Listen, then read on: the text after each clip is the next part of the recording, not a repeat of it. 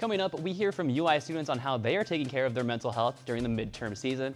And later, a former Iowa Hillel director is accused of sexually assaulting a 9-year-old boy and has submitted his plea.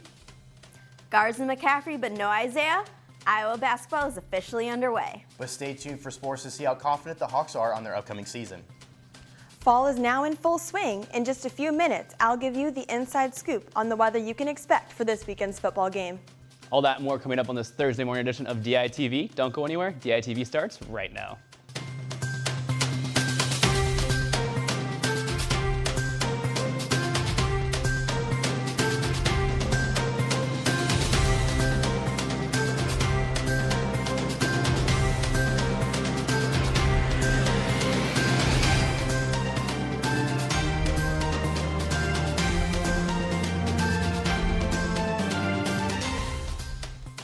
Good morning and thank you for tuning in. I'm Noah Gowdy. It's a stressful time of the year because we are officially entering midterm season, and many students have been struggling with the stresses and demands of testing. Although University Counseling Services is there to help students with the stress, we were curious to hear how students manage their stress on their own during this time. And when I'm loaded down with schoolwork, I try to give myself half an hour of homework and then 5 minutes of Facebook time or just watching YouTube or anything, and then back to the homework. So that way it's not all this information at once. It's not all of this stressful stuff going on at the same time. I try to plan out my whole day when it's a really busy, stressful time so that I know exactly what I'll be doing when. I would spend some time to talk with friends at the marketplace, eat with them, and just kind of socialize. The student counseling services are open for students to go to during these stressful times. Former Hillel director David Weltman pleaded not guilty to the charge of second-degree sexual assault. Weltman is accused of taking a 9-year-old boy to a different room during his Hebrew lessons and inappropriately touching him. This allegedly occurred sometime between February and March of this year.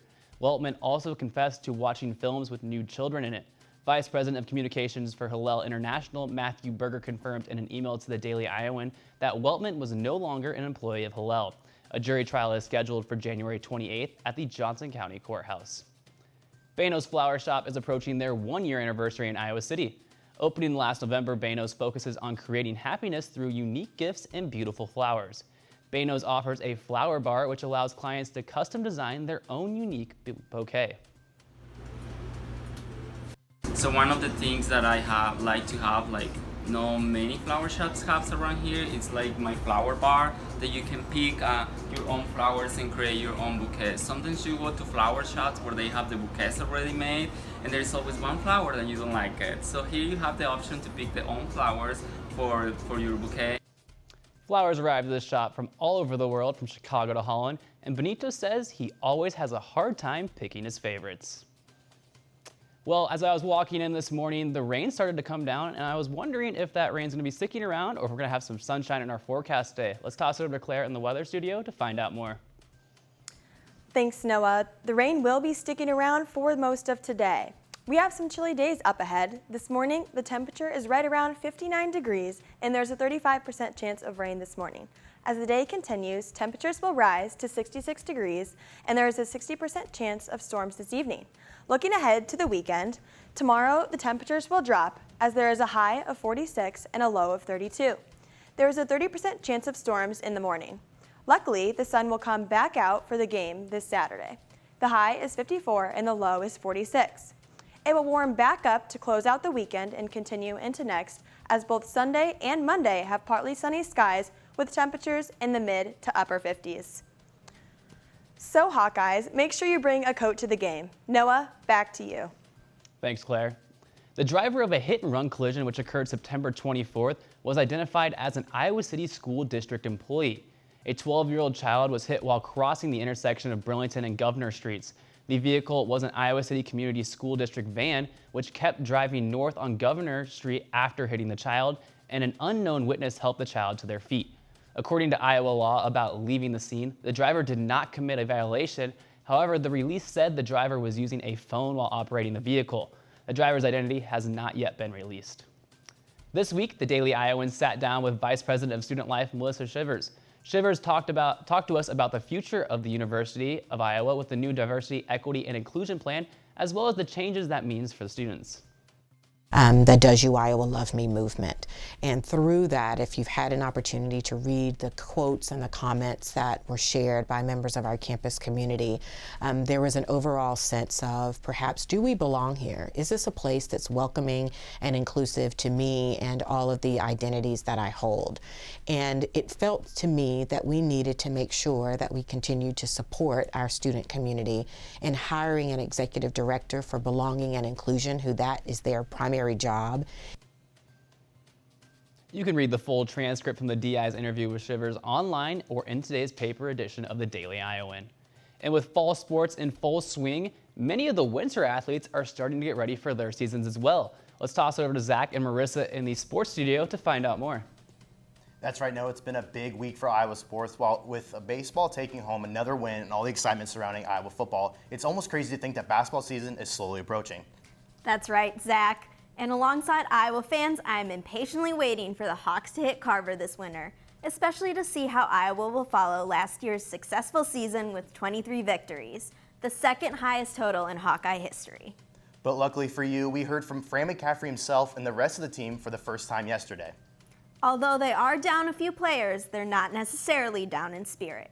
Here's what they had to say about going into their upcoming season. I kind of thought we'd lose Cook. Obviously knew we were going to lose Bear. Expected to have Jordan. Felt like we had enough depth, with Isaiah's departure. But, you have essentially 3 new players and 3 players sitting out. So you have 6 new bodies. Three of them have been here. They know the offense. They know each other. I expect a lot from this team. I think this team is really connected right now, and we're doing a good job. We have a lot of stuff to improve on.